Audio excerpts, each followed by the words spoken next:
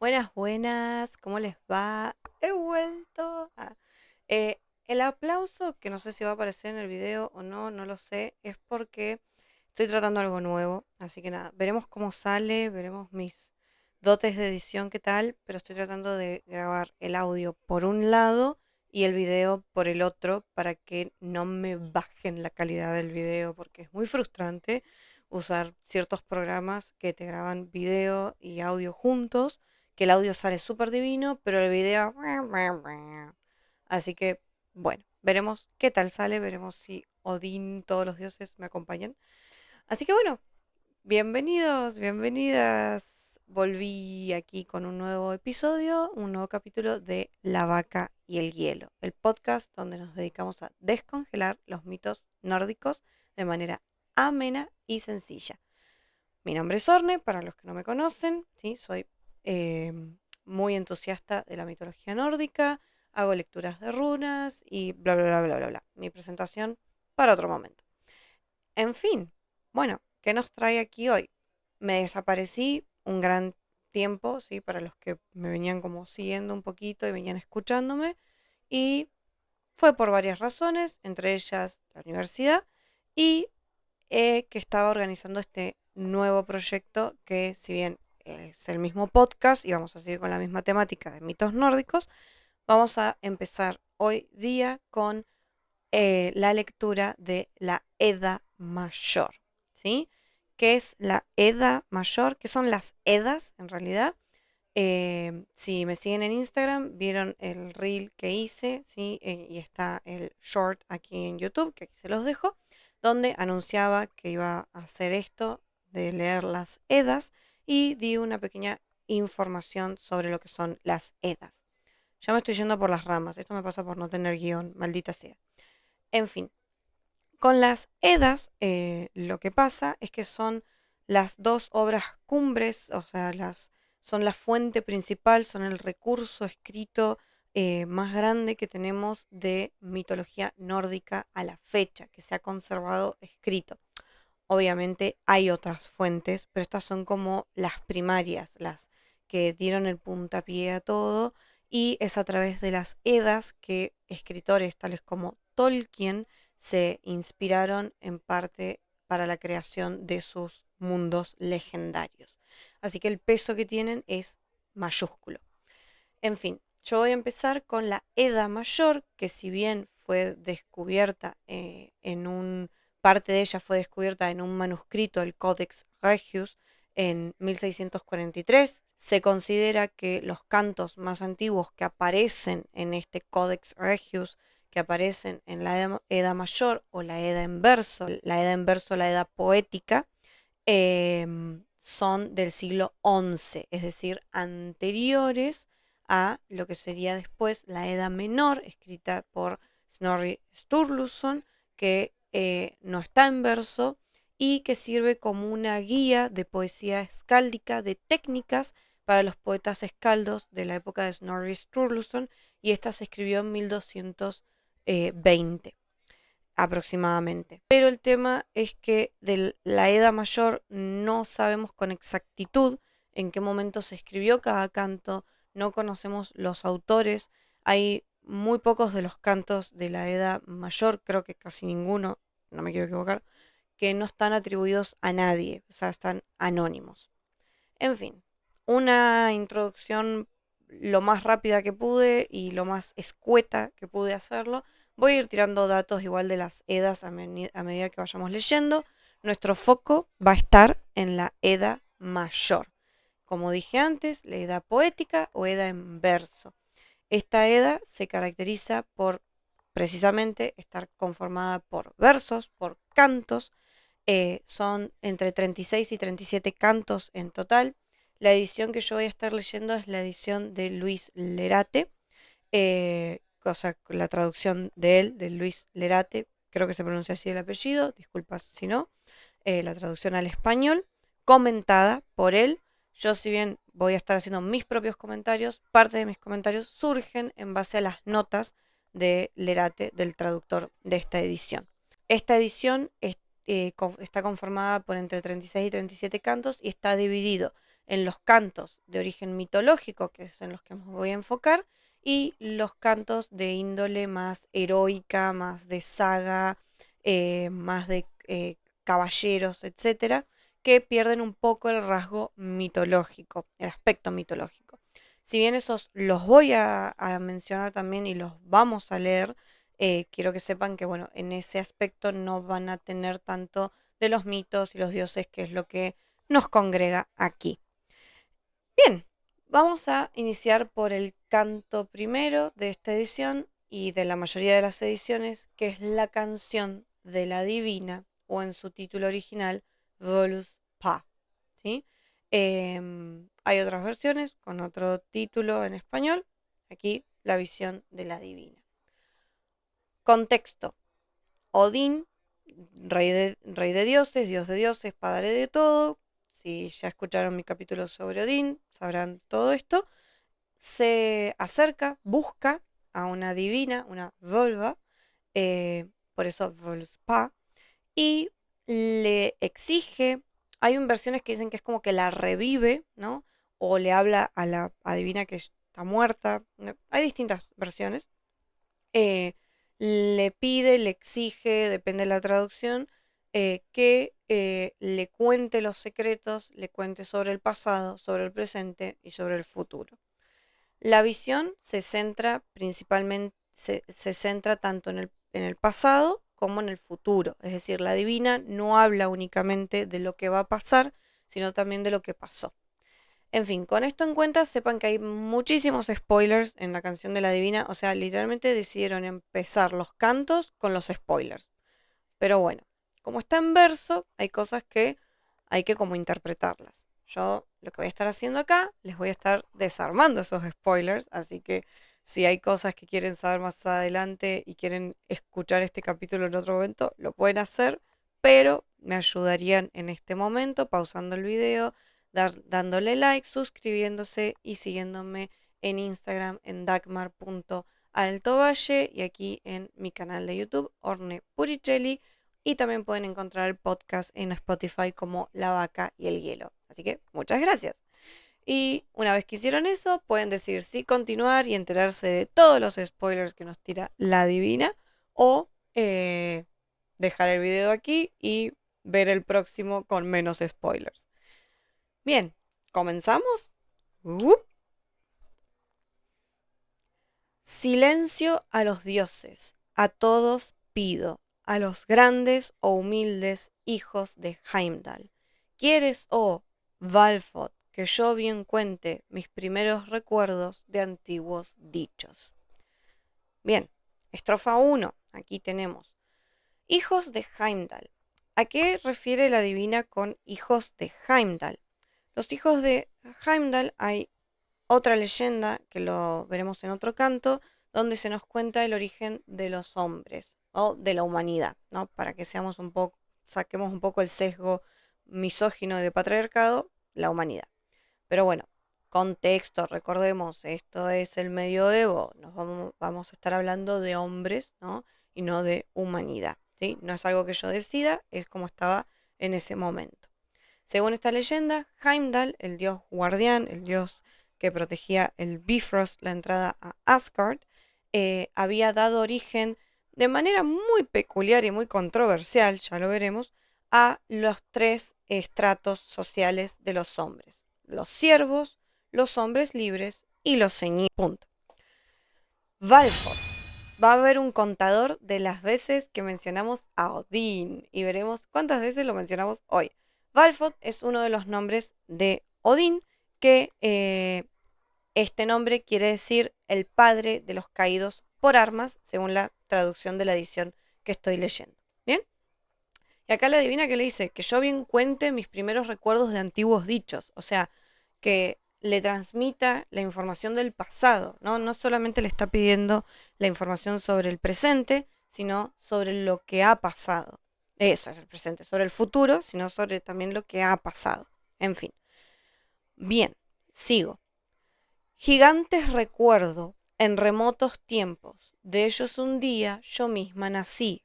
Los anchos mundos, los anchos mundos, los 9, no puedo ser 9, no me alcanzan los dedos, los 9, recuerdo, bajo tierra tapado, el árbol glorioso. Este es uno de mis estrofas favoritas por el final, bajo tierra tapado, el árbol glorioso. El árbol glorioso, por supuesto, si saben de mitología nórdica, se refiere a Yggdrasil. En esta versión está con el acento en dra, por eso me van a escuchar decir Yggdrasil, aunque a veces se me chispotea y digo Yggdrasil. En fin, pongan el acento donde más les guste.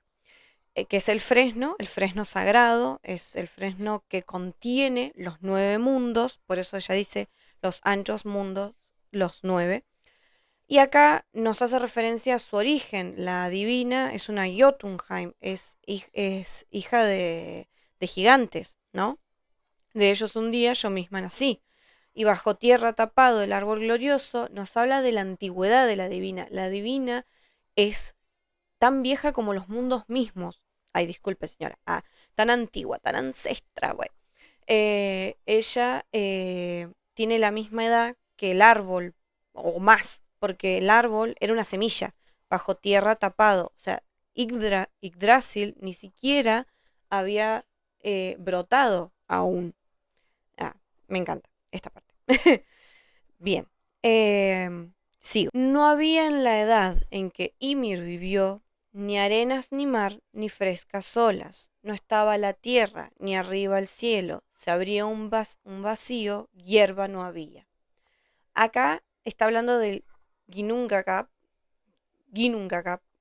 bueno, el acento, adiós, que es este vacío, este caos inicial. De esto hablé en el primer episodio del podcast, el primero.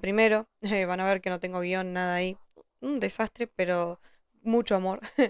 ¿Qué es esto? Es un caos, un vacío, no hay nada. Y ahí, como dice, se abría un vacío, hierba no había. Y habla de Ymir, el gigante primordial, que dormía y dormía.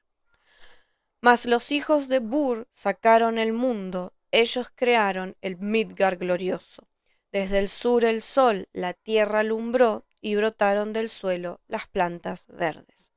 Bueno, Bur o Buri era otro gigante y aquí los hijos de Bur son Odín, Vili y Ve. Cuando dicen sacaron el mundo es porque se dice en la mitología nórdica que del cuerpo de Ymir, al que dieron muerte, estos tres dioses barra gigantes, porque eran hijos de un gigante, dan lugar a el mundo con partes del cuerpo de Ymir. Bien, sigo. Por el sur el sol de la luna pareja, su diestra asomó por el borde del cielo. No sabía el sol qué morada tenía, no sabían las estrellas qué puestos tenían, no sabía la luna qué poder tenía. Esta parte es el canto 5, perdón, la estrofa 5, y esta parte es muy interesante porque según la mitología nórdica hubo un momento en el que aún reinaba el caos, cuando se estaban formando los mundos, y el sol y la luna, los astros, no sabían dónde ubicarse, no sabían para dónde ir. Se decía que eran tirados, eran carros, o sea que como que habían puesto el sol y la luna en carros, y esos caballos que tiraban del sol y la luna no sabían para qué lado ir. Y bueno, la historia de cómo se acomodan en sus posiciones y en el trayecto que hacen es otra leyenda, la de la diosa Suna y el dios Mani, ¿sí? La diosa del sol y el dios de la luna, que también se los cuento en otro episodio de este podcast anterior. Bien, entonces los dioses básicamente estaban organizando el mundo, ¿sí? Todas las fuerzas, los santos dioses, se reunieron entonces en alto consejo. A la noche y lo oscuro nombres dieron, se los dieron al alba y al mediodía, al almuerzo y la tarde, y por años contaron. ¿Sí? Es como que se empieza a ordenar todo de alguna manera. Se encontraron los haces en el campo de Idi, aras y templos altos alzaron, fraguas pusieron, joyas forjaron, fabricaron tenazas y avíos se hicieron. Acá habla de la edad de oro de los haces o Aesires, ¿sí? Que son los dioses que habitan en el Asgard. Estos incluyen a Odín, a sus hermanos, a sus hijos, Frigg, Thor, su esposa Frigg, perdón, Thor, su hijo, entre otros, ¿sí? Son los dioses más conectados a la parte de los sentimientos, de la mente, de la creación del mundo, de lo abstracto, etcétera. El campo de Idi era como un paraje idílico, una zona idílica donde habitaron los haces y donde disfrutaron de su primera edad de oro. Y allí acumularon riquezas. Como bien acá vemos lo de los templos, las fraguas, las joyas, los avíos, etc. Bien, sigo, vamos por el verso, la estrofa 8. Al tablero en su prado jugaron felices, todas de oro sus cosas tenían, hasta el día en que tres, las gigantas vinieron, las muy poderosas del Jotunheim. Bien, como ya dije, para quien esté un poco versado en la mitología nórdica, Jotunheim es el país, es la tierra de los gigantes. Y las gigantas, estas tres que se mencionan, son las Nornas. ¿Y por qué dice, al tablero en su prado jugaron felices hasta el día en que tres, las gigantas vinieron? Porque las Nornas traen consigo el poder del tiempo, y con ello, con el tiempo, traen a los dioses su mortalidad, el pasaje del tiempo, el que envejecen y que las cosas se deterioran. Entonces, y las Nornas son más poderosas que los dioses mismos. O sea, ellos se deben al poder de las Nornas. Ojo. Todas las fuerzas, los santos dioses, se reunieron entonces en alto consejo, que quién crearía la raza de enanos con sangre de Brimir y huesos de Blaine, o Blaine. Esta estrofa en algunas versiones no está, en otras sí, es como que la introdujeron, como que quedó un poco colgada, porque pasa de hablar de lo de las Nornas a hablar de los enanos, cómo se crean los enanos. Según lo que cuenta Snorri Sturluson en la Edda Menor, lo que rescata él de los mitos, es que fueron creados a partir de gusanos que surgieron del cuerpo inerte de Ymir. Ahora, ¿quién es Brimir y quién es Blaine? Son dos nombres que se le da, en este caso, al gigante Ymir. O sea, seguimos hablando de Ymir. Bien, ahora atención. Desde el verso 10, la estrofa 10 a la 16, vamos a estar hablando de los enanos, ¿sí? De nombres de enanos. Y acá, quienes sean fanáticos de Tolkien me van a decir, pero esos son nombres de personajes de Tolkien. Sí, hay muchísimos nombres que son o parecidos o idénticos a nombres que tomó Tolkien prestados o como inspiración de la Edad Menor, de la Edad Mayor, perdón. Como dije al principio, Tolkien es uno de los tantos escritores que sacó, que obtuvo inspiración, que fue muy versado en la mitología nórdica y en estos cantos, estos versos. Así que bueno, tomo aire porque se viene una seguidilla de nombres que mamá, es el nombre para tu bebé.com razas de enanos.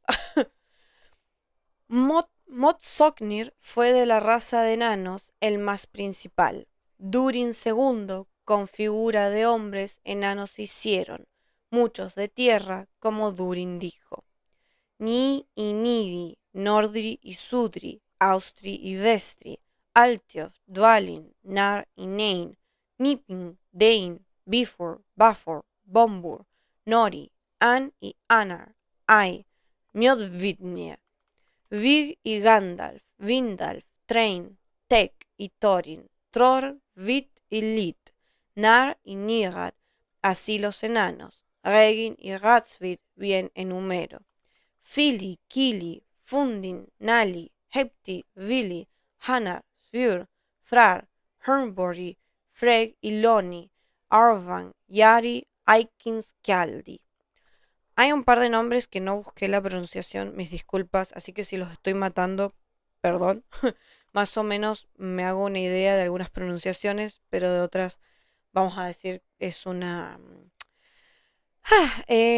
Es a lo criollo. Ahora los hombres, dichos serán los parientes de Dwalin, nacidos de Lothar. Estos dejaron sus alas de piedra y marcharon a Arvangard en Jorgvelir. Sigue hablando de los enanos.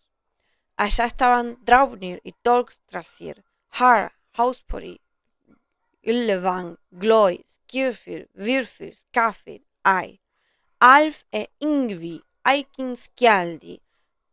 ¿Ese no lo mencionó antes? Bueno, no importa.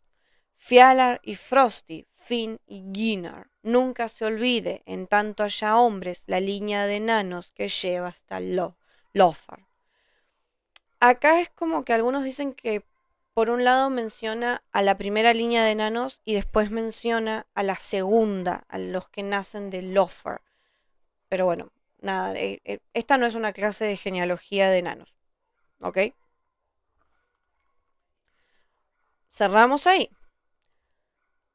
Mas luego a la casa, potentes y afables, tres haces vinieron de aquella familia. Por tierra encontraron, con poco vigor, a Ask y a Embla, faltos de suertes. La casa aquí es Midgar. ¿Quiénes son los tres haces? Los tres haces son Odín y Hönir y Lodur, ¿sí? Son otros dos dioses que participaron en como el orden del mundo y lo que vamos a ver ahora que es muy importante. Ask o Ash, o sea, Ask o Ash, depende de la pronunciación, y Embla son la primera mujer y el primer hombre. Primer hombre y primera mujer. Ash, Fresno, el primer hombre, y Embla, que en algunas traducciones es Parra y en otras traducciones es Olmo. Así que, no, depende. Que literalmente eran dos troncos caídos y con esos dos troncos caídos hicieron al primer hombre y a la primera mujer humanos. ¿Sí? Bien. Y ahora sigo con qué hicieron por ellos. Ni ánimo entonces, ni genio tenían, ni vida o palabra, ni buena color. Esta edición pensé que era un error primero, pero está a las veces como ni buena color. No sé por qué no encontré como la explicación, por ahí tendría que buscar un poco con más ahínco. eh, pero bueno, es la traducción que le da que le da Luis Lerate a esto. Buena color, como que creo que el color acá hace referencia a la vida, a la pulsión de vida, algo así. Pero bueno, es así. Yo sé que color en español es el color y no la color. ¿Ok? No me ataquen. Les dio ánimo Odín, les dio Honor el genio, les dio Lodur palabra y la buena color. No sé, templanza, ánimo, vigor, no lo sé. No, ánimo le dio Odín. O sea, acá ánimo hace referencia al ánima, al alma, ¿sí? Al espíritu. Honor, el genio, o sea, el pensamiento. Y Lodur les dio la palabra. Fíjense qué diferente con otras mitologías donde otras cosmologías, no quiero tirar hate, eh, pero donde al hombre como que y a la mujer, a la humanidad, no se les da como la palabra o no se les da el genio, no se les da como el pensamiento, como que los dioses en primera instancia en otras cosmologías eh, prefieren que no tengan como esas avispadas, o sea, que el hombre no pueda como pensar por sí mismo, como que siempre hay un conflicto respecto a eso. Pero aquí en la mitología nórdica no es así. Bien, sigo. Canto 19. Canto, perdón, verso, estrofa. Yo sé que se riega, perdón. Corten, corten. Yo sé que se riega un fresno sagrado, el acto Yggdrasil, perdón, con blanco limo. Es eso el rocío que baja al valle, junto al pozo de Ur, siempre verde se yergue. Voy a leer un verso más y ahí sigo. Y ahí explico. Vienen de allá muy sabias mujeres, tres de las aguas que están bajo el árbol. Una Ur se llamaba, la otra Ferdandi. Su tabla escribían Skul la tercera. Skul o Shul. Bien, aquí, estas tres mujeres, aquí entró en escena Yggdrasil, con blanco limo, junto al pozo de Ur, siempre verde se yergue. Yggdrasil es conservado, es regado, es mantenido, es cuidado por las tres Nornas, que aquí nos encontramos con sus nombres: Urd, Verdandi o Verdandi y Skuld. Estas tres, las tres Nornas, son pasado, Urd, presente, Verdandi y Skuld, la tercera. Que en realidad los nombres no significan literalmente esto. Ur sería lo que fue, Verdandi es lo que debe ser y Skuld es el destino que será, una cosa así. Mm, hay distintas versiones y distintas traducciones de sus nombres. Ay, se me está calambrando la mano. Dios, bien. Eh, muy, la parte que dice su tabla escribían hace referencia a las runas. Ya tallaban en piedra, una tabla de piedra, las runas, ¿sí? Ellas son las primeras maestras, las primeras runemals, las primeras vitkis, las primeras encargadas de la lectura de runas. Eh, y también con ellas tenían mucho poder, muchísimo, como ya dije anteriormente. Bien, el canto 20 no termina ahí, continúa. Los destinos, hoy canto, ¿por qué digo canto? Verso, verso. Los destinos regían, les daban sus vidas a los seres humanos, su suerte a los hombres. Se decía que cuando alguien nacía, las nornas, ellas tejían los hilos de la vida, del destino de esta persona. Y les daban dones, les daban dotes, vida a, les daban vida a la vida a través de su tejido, a través de su telar. Y la que decidía cuando se cortaba, como que deshacía. Hay versiones en las que corta y versiones en las que deshace los nudos o los enmaraña más, depende lo que le pintaba ese día. Ese es cool. Eh, que en algunas versiones aparece como la más joven, como que Ur es la más vieja, el pasado, el presente es una mujer joven adulta, Verdandi, y el futuro es una mujer joven, Skuld. Pero en otros aparece como la más vieja, como al revés, ¿no? Como que pasa el tiempo y envejece. Hay, como ya lo digo, estos son interpretaciones y versiones distintas. Hay que quedarse con la que a uno más le guste o le parezca. Bien, 21. La primera que sabe en el mundo fue... Perdón, empecemos de vuelta porque arranqué muy mal, me comí una letra, una palabra, perdón. Verso 21, rebobinamos. La guerra primera que sabe en el mundo fue cuando a Gulvig le hincaron lanzas y la echaron al fuego en la sala de Har. La quemaron 3 veces y 3 renació, y muchas y más, pero viva que sigue. Bien, ¿quién sabe? La guerra primera que sabe, o que conoce, podríamos decir también. ¿Quién es Gulvig y quién es Har?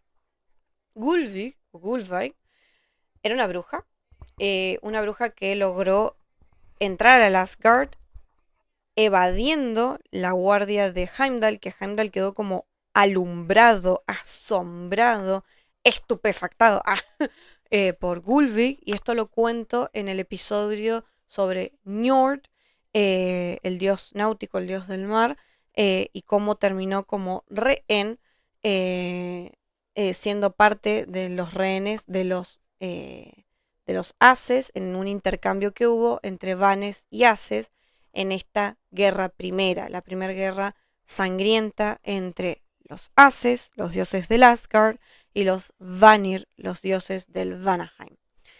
Porque Gulvig era una bruja venida del Vanaheim. Y los dioses, los Vanir, eran dioses muy conectados con la parte de la magia ancestral, la magia Saidr. Eran los dioses animistas, o sea, los dioses que estaban más conectados con las fuerzas de la naturaleza. Eh, bien. Ya voy a contar en un momento el por qué esta división entre los Vanes y los Ases. Por ahora nos quedamos con esta parte, ¿ok?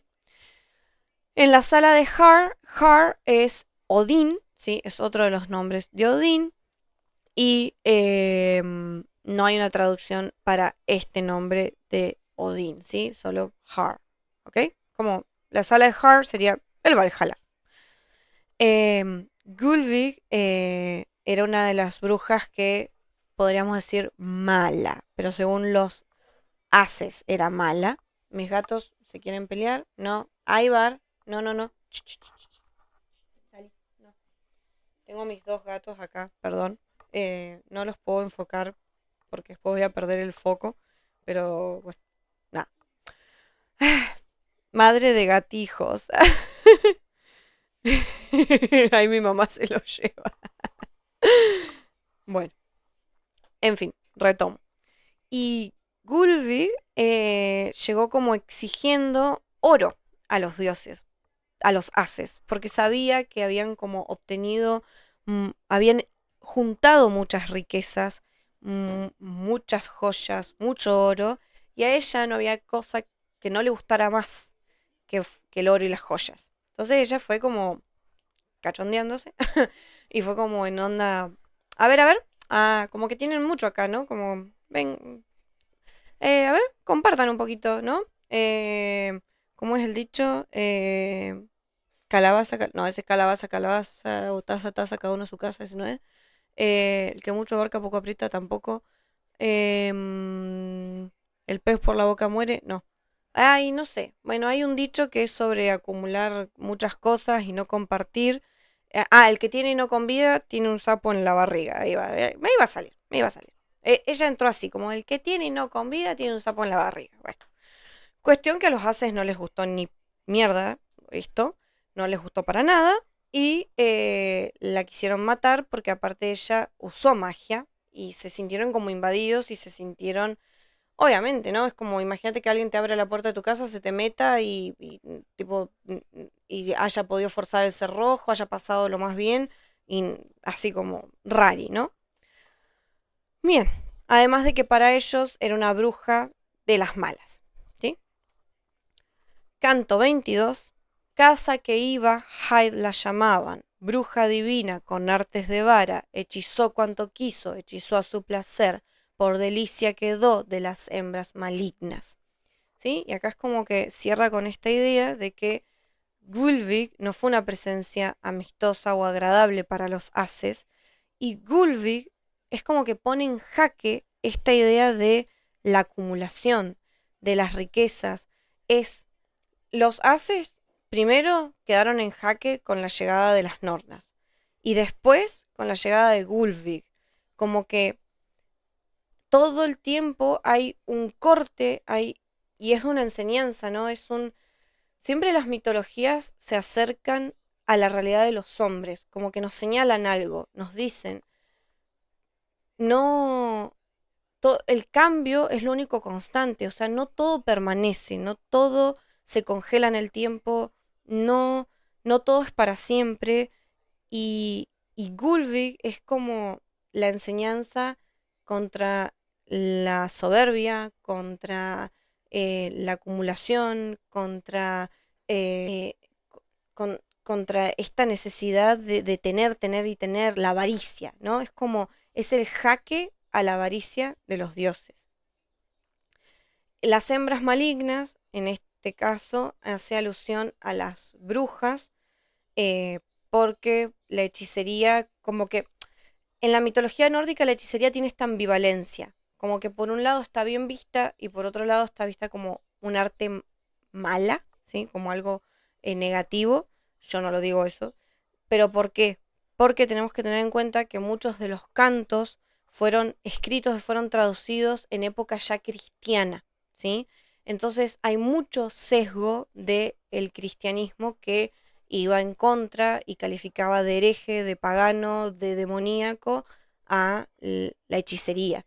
Entonces quizás en el mito original, si bien Gulvik se presenta como una fuerza que irrumpe, que pone mal a los haces, que va en contra de ellos, no es necesariamente que la magia haya estado mal vista por los pueblos o haya sido algo negativo, ¿sí? ¿Y por qué se habla de hembras? Y porque según los mitos nórdicos, primariamente la magia estaba destinada y era practicada únicamente por mujeres. Después de esto cambia. Así que bueno, hasta ahí el capítulo de hoy. Ay, me quedé sin aire. Em, Voy a tratar de en cada capítulo leer 22 versos o estrofas, así que el canto primero, la canción de la divina, va a estar dividido en 3 capítulos. Este y 2 más, porque son entre 62 y 67 versos o estrofas. Espero que lo hayan disfrutado, pueden dejarme sus preguntas aquí, si algo no quedó claro, si el audio terminó quedando raro, yo voy a hacer todo lo posible para que quede bien coordinado. Me lo dicen y bueno, fue un gusto y la verdad que estoy muy emocionada por iniciar este camino de la lectura de la Edda Mayor. Gracias nuevamente, yo soy Orne, esto es La Vaca y el Hielo y les agradezco y les deseo un hermoso fin de semana, un hermoso o un hermoso comienzo de semana, buenas tardes, buenas noches y nos vemos la próxima. Adiosito, chao chao.